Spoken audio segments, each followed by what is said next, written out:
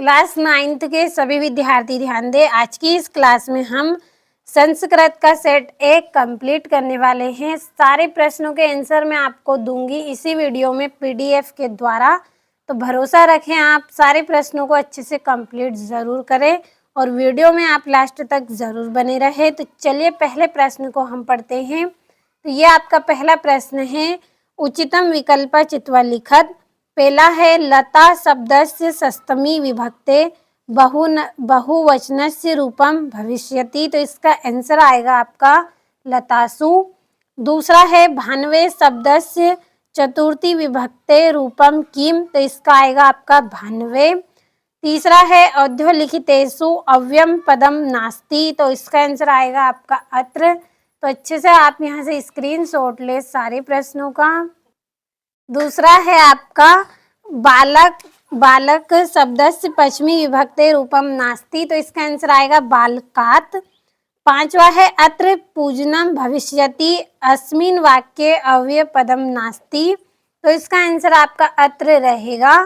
4 number का है आपका फलम शब्दस्य तृतीया विभक्ते रूपम अस्ति। तो फलन इसका आंसर रहेगा। तो अच्छे से आप स्क्रीनशॉट लें। दूसरा प्रश्न है आपका रिक्त स्थान भरने हैं आपको। तो इसमें देखिए पहला रहेगा गमिष्यसि इतस्मिन् पदे डेडेस धातु अस्ति। तो गम। दूसरा है आपका प्रचार्य तस्मिन् पदे डेडेस इति उपसर्ग अस्ति। तो प्रा इसका आंसर रहेगा। और ग नंबर का है आपका गम धातु। तो इसमें देखिए लकार तम पुरुष एक वचनम रूपम भविष्यति। तो इसका आंसर आएगा आपका गमिष्यामि। और आपका अगला है अत्याचार तस्मिन् पदे डेडेस उपसर्ग अस्ति। तो अति। और पांचवा आपका है, तो देखिए इसमें यहाँ पे आपको लकार दिया गया है। तो इसका उदाहरण क्या है, तो पठति इसका उदाहरण रहेगा। 4 नंबर का है आपका गमिष्यति इते पदे डेडेस लकार अस्ति। तो यहाँ पे मैंने देखिए भर दिया है। तो आपको अच्छे से यहाँ पे स्क्रीनशॉट लेना है सारे प्रश्नों का और अच्छे से कंप्लीट कर लेना है। और तीसरा प्रश्न आपका जोड़ी रहेगा। तो पहली जोड़ी है कवि संबोधयति। तो इसका आएगा वानिम। दूसरा है बाला। तो बाला की आएगी आपकी टाप।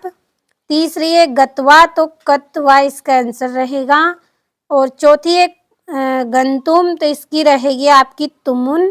पांचवी है कर्णियम। तो इसका आएगा अहर्निय अनियर। और वाणी का पुत्रस्य नाम। तो इसका आएगा जीर्ण धना। तो आपको अच्छे से पढ़ लेना है सारी जोड़ियों को और अच्छे से कंप्लीट कर लेना है। और ये आपका चौथा प्रश्न है एक वाक्य में उत्तर। तो ये आपका चौथा प्रश्न है। तो पहला है सूर्यास्तः इतस्मिन् विलोम पदम भवति। तो सूर्योदय और सूर्य इतस्य पराय पदम अस्ति। तो आदित्य। और तीसरा है शिव इतस्य पराय पदम अस्ति। तो महे। स इसका आंसर रहेगा आपका। और घ नंबर वाला है आपका प्रति बालकः इत्नयो पदायो विशेषण पदम किम। तो प्रत्यहा और श्वेत इत्य पदस्य विलोम पदम अस्ति। तो कृष्णः। और प्राचीन तस्मिन् विलोम पदम अस्ति।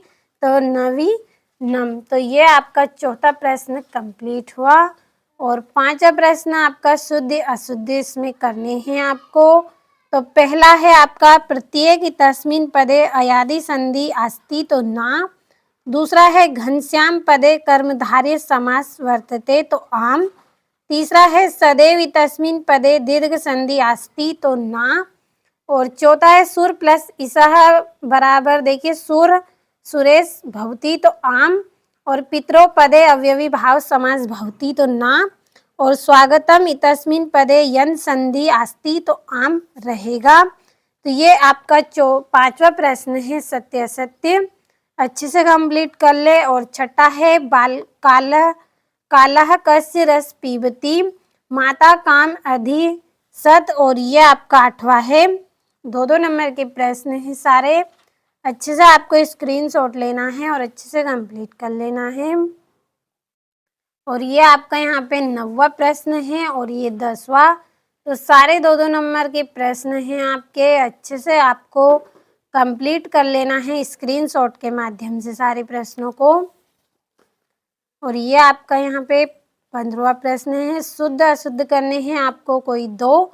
16वें प्रश्न के आंसरों को मैंने यहाँ पे कंप्लीट कर दिया है, तो अच्छे से आप एक बार इनको पढ़ ले। और ये आपका 17वां प्रश्न है, क्रम संयोजन आपको करना है जिसमें 2 नंबर का। और ये आपका 18वां है जिसमें आपको यहाँ पे देखिए एक उद्धलिखित गद्यांश दिया गया है, तो अच्छे से पढ़ लेना है। 3 नंबर का है और इसके क्वेश्चन आपको इस पेज पे यहाँ पे मिलेंगे देखने को, तो यहाँ से आप कंप्लीट कर ले। और ये इसका अथवा है आपका। और ये आपका यहाँ से 19वां प्रश्न है, इसमें भी आपको एक पद्यांश दिया गया है 3 नंबर का। और ये इसके प्रश्न है यहाँ पे। और ये इसका अथवा है। और ये आपका 20वां प्रश्न है, तो अच्छे से आपको स्क्रीनशॉट लेना है। और ये यहाँ से भी आप कंप्लीट कर लें।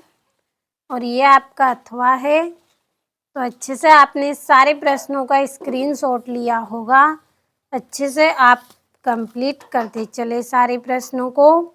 ये आपका 22वां प्रश्न है जिसमें अवकाश करनी है 4 नंबर की। और ये 23वां प्रश्न है जिसमें निबंध करना है। तो अच्छे से आप सारे प्रश्नों को कंप्लीट करें।